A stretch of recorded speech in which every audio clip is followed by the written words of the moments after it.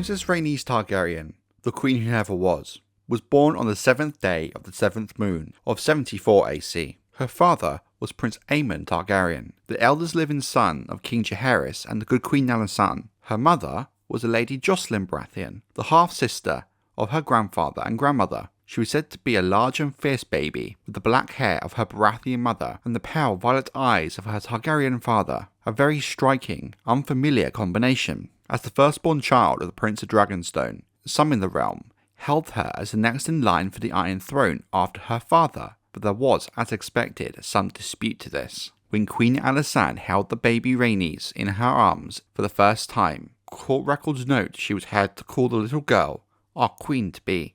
In the year 89 AC, her grandfather, King Jaehaerys, during a short estrangement from his beloved queen, toured the Seven Kingdoms on Driftmark. At Highgarden, he was joined by the now 15-year-old Princess Rhaenys, who herself was a dragonrider with Myrish. Together, the old king and the young princess visited the Shield Island, a place the king had never been before. They both made a point to fly to each of the 4 islands. It was on the Green Shield that Princess Rhaenys told her grandfather her plans to marry Corlys Velaryon, the Lord of the Tides, with the king gladly giving her his blessing, noting that she could not have chosen a better man than the famous sea snake. It would be the following year, in 90 AC, Princess Rhaenys would marry Corlys Velaryon. It was said to be a grand occasion, the many sons and daughters and grandchildren of Jaehaerys and Alysanne coming together to celebrate the wedding. At 37 years of age, the sea snake was already hailed as the greatest seafarer Westeros had ever known, but with his 9 great voyages behind him, he had come home to marry and make a family. He was reported to have told the princess during the wedding, "Only you could have won me away from the sea. I came back from the ends of the earth for you." Rhaenys was 16 years old, fearless young beauty, and more than the match for the sea snake. She had been a dragon rider since the age of 13, and insisted upon arriving for the wedding riding Myrish, the Red Queen, the magnificent scarlet she-dragon that had borne her aunt Alyssa. It is said that she told her new husband, "We can go back to the ends of the earth together, but I'll get there first,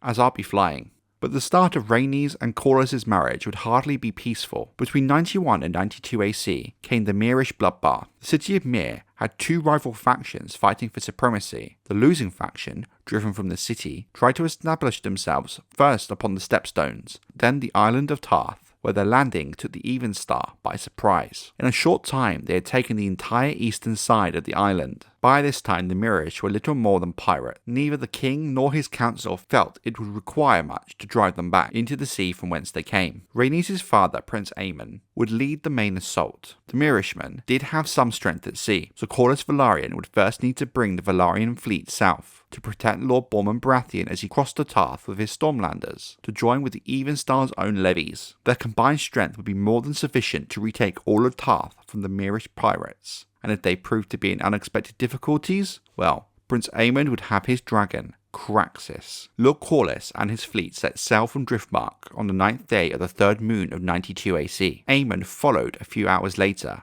after bidding farewell to Lady Jocelyn Baratheon and Rhaenys. The princess had just learned that she was pregnant, else she would have accompanied her father on Myrish into battle, her father is reported to have said, "As if I would have ever permitted that. You have your own battles to fight." Aemon rallied his men at the Evenstar's camp, but the camp was not as hidden as he had hoped, and the smoke from Craxus' fire drew the eyes of a pair of Myrish scouts who were creeping through the heights unawares. One of them recognized the Evenstar as he strode through the camp at dusk, talking with Prince Aemon. One of the Myrish scouts wound his crossbow from behind some rocks where he was hidden. Rising, he took aim on the Evenstar 100 yards below and loosed a bolt. The fading sunlight and the great distance made his aim less certain, and the bolt missed Lord Cameron and struck Prince Aemon, standing at his side. The iron bolt punched through the prince's throat and out the back of his neck. Prince of Dragonstone fell to his knees and grasped the crossbow bolt, as if to try and pull it from his throat, but his strength was gone. Aemon Targaryen died, struggling to speak, drowned on his own blood. He was 37 years old. His brother Baelon Targaryen would swiftly avenge Aemon, winning the love of the small folk with his heroic fight on Tarth. With Aemon, Jaehaerys thought the succession was secure, but with his death he was faced with a dilemma. On his return to King's Landing after reclaiming Tarth and avenging Aemon, Baelon was hailed as a hero by the cheering crowds of small folk, of the likes that King's Landing had never seen before. He was embraced by his father, the king, who named him the Prince of Dragonstone and heir to the Iron Throne. It was a very popular decree. The small folk loved Baelon the Brave, and the lords of the realm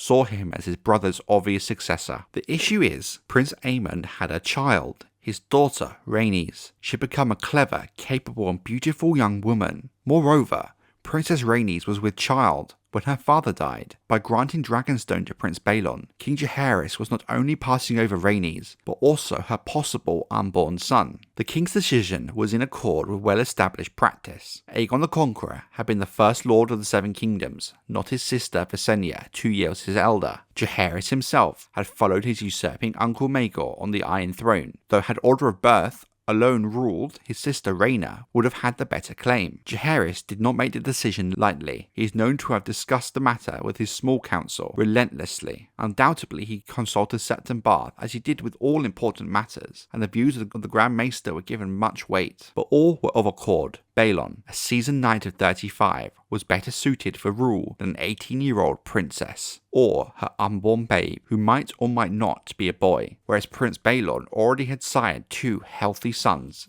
Viserys and Daemon. The love of the small folk for Baelon the Brave was also cited. Some dissented. Rhaenys herself was the first to raise objection. "You would rob my son of his birthright," she told the king, with hand upon her swollen belly. Her husband, Corlys Velaryon, was so wroth that he gave up his admiralty and his place on the small council, and took his pregnant wife back to Driftmark. Lady Jocelyn of House Baratheon, Rhaenys' mother and the king's half-sister, was also angered, as was her formidable brother, Bormund, Lord of Storm's End. The most prominent dissenter, however, was good Queen Alysanne. A ruler needs a good head and a true heart. If your grace truly believes women lack the wit to rule, plainly you no longer have further need of me. And thus Queen Alysanne would depart King's Landing for Dragonstone on her dragon Silverwing. She and King Jaehaerys would remain apart for 2 years, the period of estrangement recorded in the histories as the second quarrel. Princess Rhaenys' unborn child turned out to be a girl when born in 93 AC. Her mother named her Laena. Next year, Rhaenys gave birth to her brother, Laenor. By this time, Prince Baelon was firmly in place as heir apparent, yet House Velaryon and House Baratheon clung to the belief that the young Laenor had a better claim to the Iron Throne, and some, but few, even argued for the rights of his elder sister Laena and that of their mother Rhaenys. But for now, the issue of succession was settled. That was until, in 101 AC, Prince Baelon died of a burst appendix, once again creating a succession crisis. Only this time,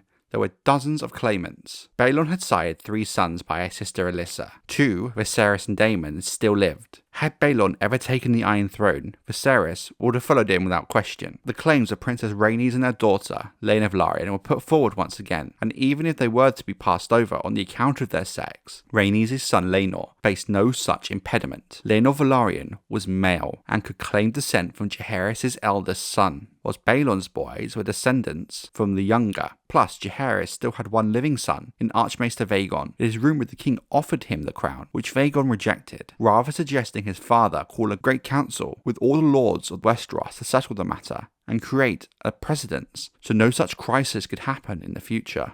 The council would be held at Harrenhal with over 1,000 lords in attendance. It would take 6 months for them all to assemble, and with these lords came their retinues and countless small folk in search of work. For a time, the camp around the ruin became the 4th largest city in Westeros. No fewer than 14 claims were duly examined and considered by the lords assembled, but in the end it came down to a choice of 2, with Princess Rhaenys and her daughter ruled out on account of their sex. The 2 claimants with the most support were Viserys Targaryen, the eldest son of Prince Baelon and Princess Alyssa, and Laenor Velaryon, the son of Princess Rhaenys and the grandson of Prince Aemon. Prince Viserys was the old king's grandson, Laenor his great-grandson. The principle of primogeniture favoured Laenor, the principle of proximity Viserys. Viserys had also been the last Targaryen to ride Baelon, though after the death of the Black Dread in 94 AC, he never mounted another dragon, whereas the boy Laenor had yet to take flight on his dragon, the young and splendid grey and white beast he named Sea Smoke. But Viserys' claim to ride from his father,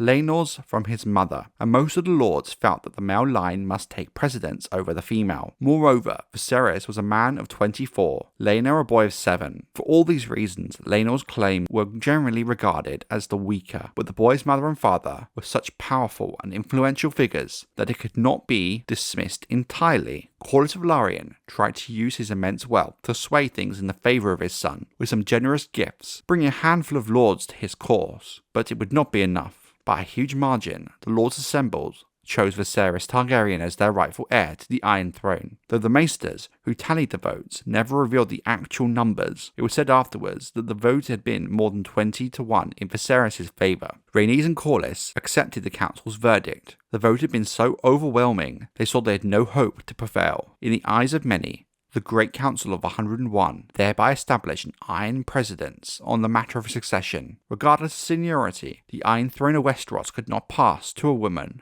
nor through a woman to her male descendants. For now, Princess Rhaenys Targaryen contented herself with her life on Driftmark, raising her children and supporting her cousin Viserys when the time came for him to take the Iron Throne. But for many, the question of the succession would always be in debate, and Rhaenys Targaryen would always be known as the Queen who never was.